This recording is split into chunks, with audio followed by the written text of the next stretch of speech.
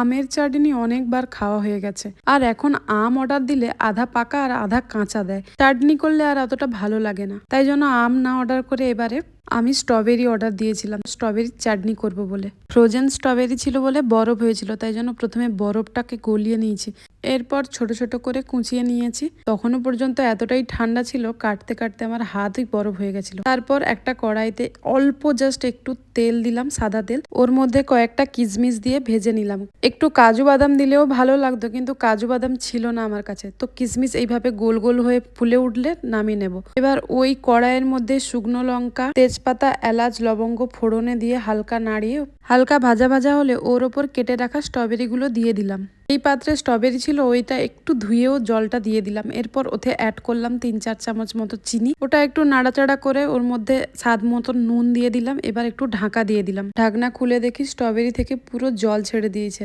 এবার একটু নাড়াচাড়া করে ওর মধ্যে আমার কাছে এই রোজ ওয়াটারটা ছিল, একটু অ্যাড করে দিলাম, কারণ এইটা দিলে একটু গন্ধটা ভালো হয়। এটা কিন্তু আমাকে আমার বর বলেছিল। এরপর ভেজে রাখা কিশমিশগুলো ওর উপরে দিয়ে একটু নাড়াচাড়া করে 2 মিনিটের জন্য আবারও ঢাকা দিয়ে রেখে দিয়েছিলাম। এবার ঢাকনা খুলে একটু নাড়াচাড়া করে ওর মধ্যে আমি 1.5 লেবুর রস দিয়ে দিলাম, ছেঁকে দিলাম, কারণ যাতে না বিচাগুলো পড়ে যায়। এবার ওইটাকে ভালো করে নাড়াচাড়া করে আমি আমার প্রয়োজন মতো গাঢ় গাঢ় করে নিয়েছি। পাতলা চাটনি আমার একদম পছন্দ নয় বলে। তারপর ফুটিয়ে নামিয়ে নিয়েছি। কালারটা যতটা সুন্দর হয়েছে, খেতেও কিন্তু অসাধারণ হয়েছিল। ব্যাস, এখন আমার যাওয়ার পালা। টাটা।